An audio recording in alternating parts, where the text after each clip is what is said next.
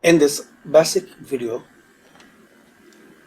we learn how to turn on game bar in Windows 11 laptop.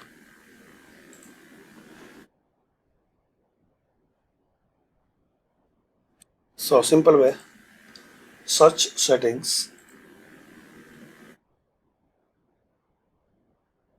open settings.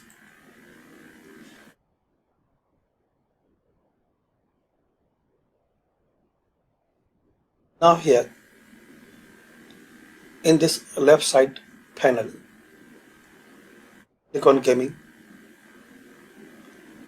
There is the option Xbox Game Bar, controller and keyboard shortcuts. Open Xbox Game Bar using this button on a controller. If you need to on, slash to on. Just you have to select the setting to on position.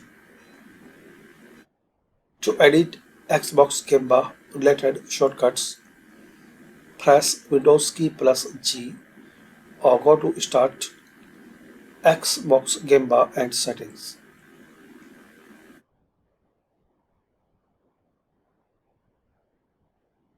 So this is the way guys you can turn on Game Bar in Windows 11. Thanks for watching.